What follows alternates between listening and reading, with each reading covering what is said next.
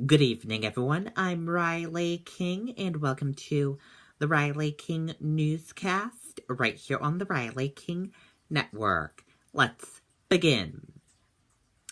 First up, New Hampshire not among finalists in bid for Amazon's second headquarters.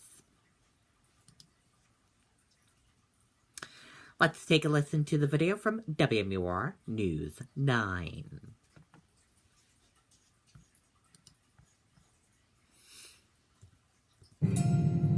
Amazon might as well be hosting a reality game show. After the company announced it was seeking a home for its second headquarters, cities across the U.S. jockeyed for their shot at winning the e-commerce giant's favor. Apparently, it's for a good reason. According to a new study, the winning city should see a more than $1.9 billion windfall from Amazon's new headquarters, dubbed HQ2. Okay, and there you go on that video. Sorry, New Hampshire, Amazon won't be building its second headquarters in the Granite State. Settled-based Amazon on Thursday narrowed a list of possibility locations for its HQ2 campus to 20, including Boston, New York City, Los Angeles, Chicago, Miami, and Washington, D.C. New Hampshire's bid centered around a campus built in Londonderry. The proposal included a separate exit off Interstate 93 and relied heavily on the state's built-in advantages. No state sales or income taxes. Governor Chris Sununu's bid also included a bit of a jab at nearby Boston. More than 200 locations across North America submitted bids. Sununu released a statement Thursday morning about Amazon's decision. New Hampshire's groundbreaking proposal to recruit Amazon was the most comprehensive business marketing plan our state has ever produced, said Governor Chris Sununu. While he always knew that our bid was considered a long shot, we are excited that it is already serving as a template for other businesses that now have New Hampshire on their radar. Our commitment to economy and workforce development is already yielding results. We will never stop emphasizing that New Hampshire is open for business, open for workers, and open for opportunities.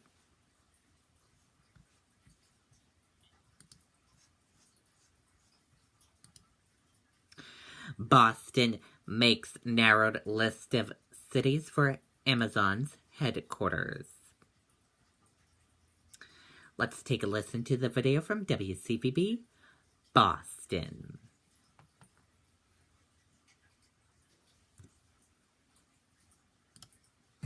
Good afternoon. We're at Suffolk Downs, which is the site being offered by the city as a potential location for Amazon's second world headquarters, also known as HQ2.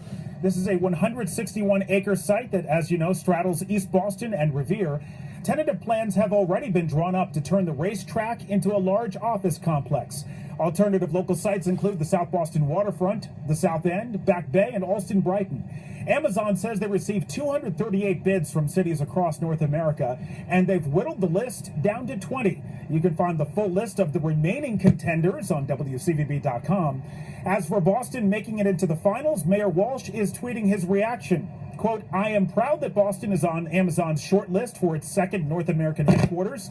As a thriving city with a talented and diverse workforce, culture of innovation, and opportunity for all, I see no better city than Boston for Amazon to call their second home." The online retail giant plans to invest $5 billion during the construction phase and says there will be about 50,000 high-paying jobs created as a result of this project.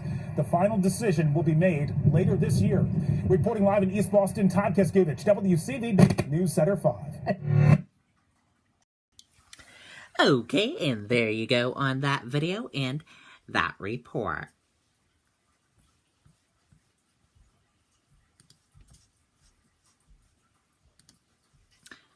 Flu so bad. Catholic Church taking precautions. Let's take a listen to the video from WMTW News 8 Maine from David Charns.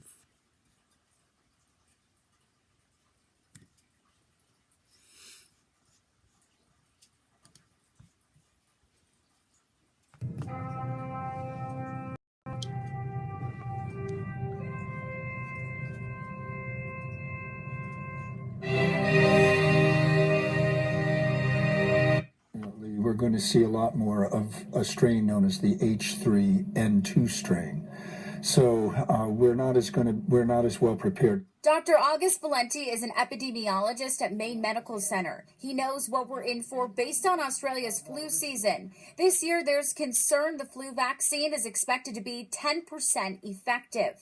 It's one of the worst things that can happen because a lot of folks will get sick with the flu, and then susceptible folks will go on to develop pneumonia and be hospitalized. Dr. Valenti says 15 people were hospitalized with the flu in Maine this week, which he says is normal for this time of year. But this is just the beginning. Most of the time, we'll see the uptick in January, and then it rises in February, and it can last to March and April. Doctors say the vaccine will still protect people, and they should get it. It does provide some protection, especially older folks should definitely get it, and we still encourage healthcare workers to get it. To help cut down your chances of getting sick, wash your hands in clean surfaces like your keyboard or phone. We know we're going to be in for a tough season. In Portland, Lauren Bradley, WMTW News 8.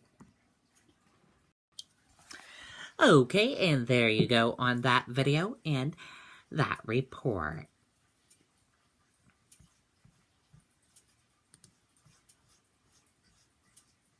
Now let's take a look at your U.S. markets and see how your U.S. markets closed for this Thursday evening. And here's a look at the stock markets right now. Your Dow Jones Industrial Average closed in the red and went down. Your Nasdaq closed in the red and went down. S&P 500 closed in the red and went down. CNBC IQ 100 closed in the red and went down. Gold closed in the red and went down. Oil closed in the red and went down. US 10-year closed in the green and went up. Euro/USD closed in the green and went up. And VIX closed in the green and went up.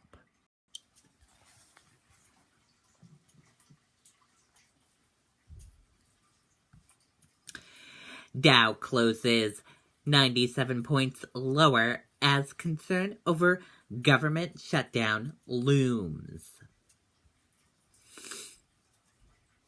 The Dow Jones Industrial Average fell on Thursday as investors assessed the possibilities of a government shutdown at the end of the week.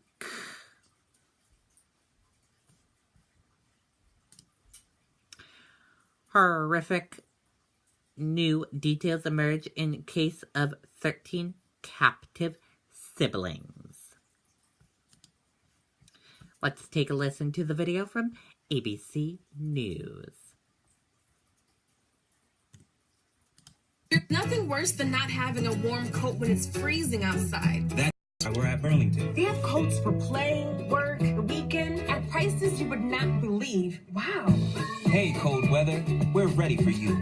Thanks, Burlington. We always come to Burlington to buy our coats. And we also come to give them back, to help those in need. Can't beat the brands, the styles. And when we donate a coat at Burlington, we get 10% off our entire purchase. It makes buying coats here even more meaningful. Bring in your coats! All 13 of the victims, including the defendants, typically go to sleep around 4 or 5 in the morning, sleep all day, and then be up all through the night. The victims report that as a punishment, starting many years ago, they began to be tied up. First with ropes. One victim at one point was tied up and hog-tied.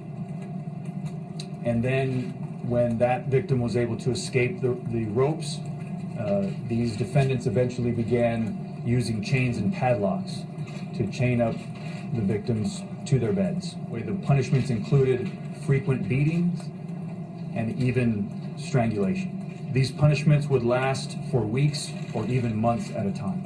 One of the reasons for the punishments were if the children were found to wash their hands above the wrist area, they were accused of playing in the water. The evidence is that 3 victims were chained up at the time the police first knocked on the door at the home in Paris. The defendants were able to get 2 of the victims unchained before the police actually entered. An 11 and 14-year-old were unchained as the police stood at the door, while a 22-year-old remained chained to a bed when the police entered the home. The victims were often not released from their chains to go to the bathroom. The 17-year-old victim that escaped had been working on a plan with her siblings to escape this abuse for more than 2 years. She escaped through a window and took one of her siblings with her. That sibling eventually turned back, became frightened and turned back, and went back into the house. The neglect and abuse started when the family lived in the Fort Worth area of Texas, with the parents at one point living apart from most of the children and dropping off food from time to time. All the victims were and are severely malnourished. One of the children at age 12 is the weight of an average 7-year-old. The 29-year-old female victim weighs 82 pounds. Several of the victims have cognitive impairment and neuropathy, which is nerve damage as a result of this extreme and prolonged physical abuse. None of the victims were allowed to shower more than once a year. None of the victims have seen a doctor in more than 4 years. None of the victims have ever seen a dentist. They were not allowed to have toys, although there were many toys found in the house that were in their original package and had never been opened. Supposedly homeschooled, the children lack a basic knowledge of life. Many of the children didn't know what a police officer was. But the only thing the children were allowed to do in their rooms or chained up was to write in journals. We now have recovered those journals, hundreds of them, and we are combing through them for evidence. The parents would apparently buy food for themselves and not allow the children to eat it. They would buy food, including pies, apple pies, pumpkin pies, leave it on the counter, let the children look at it, but not eat the food. Okay, and there you go on that video and that report. And that does it for the Riley King Newscast right here on the Riley King Network. I hope you all have a great rest of your Thursday evening, and I'll be back with another newscast tomorrow. Good night, everyone. Bye.